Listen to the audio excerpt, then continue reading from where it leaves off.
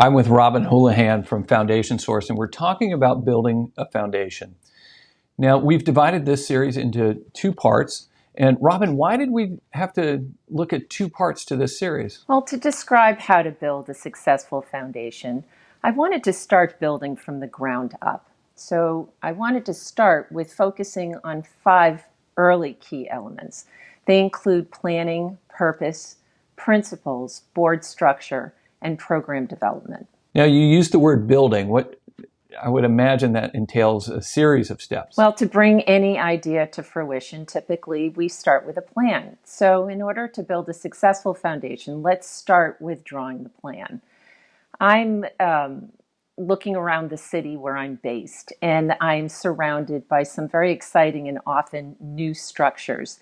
The plan for each of these buildings began with an important purpose. And when you say purpose, I mean, how does a family or a foundation kind of get its purpose? Well, purpose is like the North Star. It provides the inspiration and the direction to define a plan.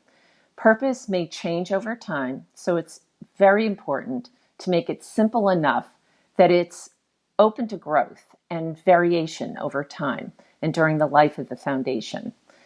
A family foundation's purpose could be serving as a legacy to future generations, or becoming an opportunity for the family, and that could be immediate family or distant branches, to come together over a common objective or purpose. A corporate foundation, their purpose could be to engage the employees to serve the community or build pride in the company.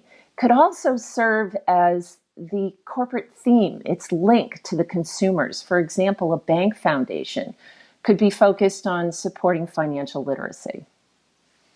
So when the purpose is defined, you end up with an evolution of sorts, both internally for the foundation itself and all of its internal constituents, all of its supporters, and then externally with the actual members it serves, I would imagine. That's exactly right. And the next thing that's very important is to establish those guiding principles. Some example of the guiding principles could be committed to transparency and openness and learning, or bringing meaningful and socially beneficial change to the world. Defining that purpose and those principles help to determine how the board is going to spend its time. So if the foundation is dedicated, for example, to maintaining that connection among family members and is really open to learning, then the board might spend its time in a highly interactive group of sessions, or it might have subcommittees where board members want to work together on a project. If the primary thrust of the foundation is more external, then the board might want to spend its time meeting leaders of dynamic nonprofits that are solving problems in the community. So purpose and principles are the foundation to your foundation. And they're going to enable construction on internal structures that are going to continue to promote the foundation's success. So what are some of these internal structures? Well, I mentioned the board. So let's start with who's on the team to both build and lead the organization. It's critical to get board members that are inspired by the foundation's purpose, and they're really eager to manifest the foundation's principles and values. One practical step to take in doing this is to make sure that your current and future board members are aware of what their role and responsibilities are. So that can be anything from how much time is required to serve, what kind of focus do we need to have in this work, or what type of input is required and when. So this helps the foundation run smoothly, but it also helps the board formulate its goals and determine how it's going to have the foundation interact with the world. So once the purpose is established, some internal kind of reflection and structures are built, and then you end up with program focus. Yes, exactly.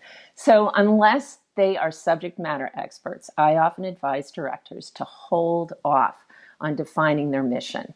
I love structure, but I am the first one to say this is one of those moments when you take your time. Instead, begin by learning the issues. Explore what you define as the problem and what you're going to try and achieve. What keeps you up at night? Start learning the issues.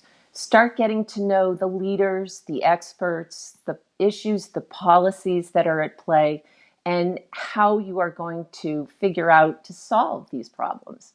And those family and corporate values really come into play here.